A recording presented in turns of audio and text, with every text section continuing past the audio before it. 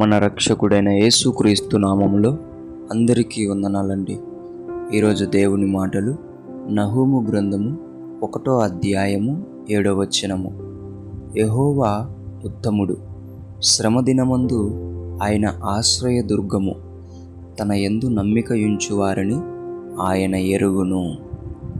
దేవుని బిడ్డలారా, నినివే పట్టణం అనే ఒక పట్టణముకు దేవుని ఉగ్రత, దేవుని కోపం రగులుకుంది. ఆ సమయంలో ఒక ప్రవక్త వచ్చి ఈ విధంగా ఈ పట్టణము నాశనం అవుతుందని చెప్తే వారందరూ కూడా ఎంతో భయంతో వణుకుతూ ఉన్నారు.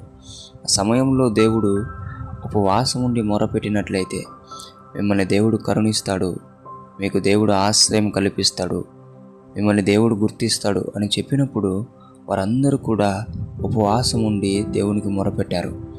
ఆ సమయంలో వారు పొందుకున్నది ఏంటంటే దేవుని ప్రేమను, ఆ ఉగ్రతను తొలగించుకోగలిగారు, ఆ కోపాన్ని తొలగించుకోగలిగారు. వాళ్ళు దేవుని ఆశ్రయించారు, వారు దేవుని మీద పూర్తి నమ్మకం ఉంచారు. ఆ నమ్మకం ఉంచడం ద్వారా ఆ నినివే పట్టణాన్ని దేవుడు గుర్తించాడు, ఎరిగాడు.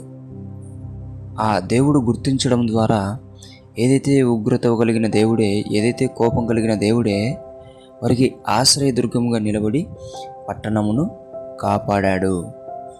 అందుకే దేవుని బిడ్డలారా, దేవుడు మన మీద ఎంత కోపం ఉన్నా, ఎంత ఉగ్రత ఉన్నా, మనం ఆయన మాట విని ఉపవాసం ఉండి గనక ప్రార్థిస్తే ఉగ్రతను తొలగించుకోగలుగుతాము, కోపాన్ని తొలగించుకోగలుగుతాము, ఆయన ఆశ్రయాన్ని పొందుకోగలుగుతాము.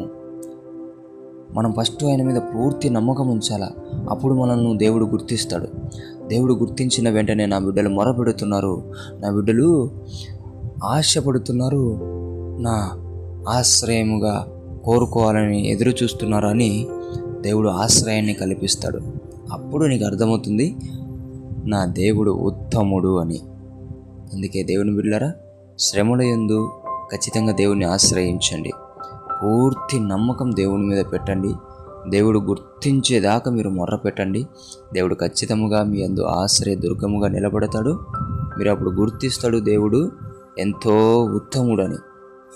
అలా మీరందరూ కూడా శ్రమల యందు కాపాడబడుతూ పూర్తి నమ్మకం ఉంచి దేవుని దగ్గర గుర్తింపు పొంది ఆయన ఉత్తముడని తెలుసుకోవాలని దేవుని పేట మనవి చేసుకుంటున్నాను. దేవుడి మాటలను దీవించునుగాక. ప్రార్థిద్దాం. యేసయ్యా, మీకు వందనాలనైనా. నినివే పట్టణమును ఎలా అయితే ఉగ్రతను తొలగించి, కోపాన్ని తొలగించి ఆశ్రయ దుర్గముగా వారికి నిలబడ్డావో నాన్న, ఎంతోమంది నీ మాట వినకోకుండా, నాన్న తండ్రి, నువ్వు చెప్పింది చేయకోకుండా నీ ఉగ్రతను, నీ కోపాన్ని తెచ్చుకున్నారు ప్రభువ.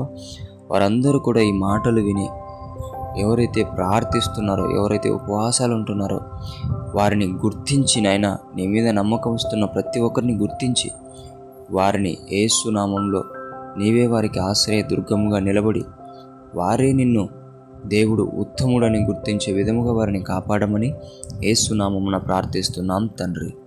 ఆమేన్.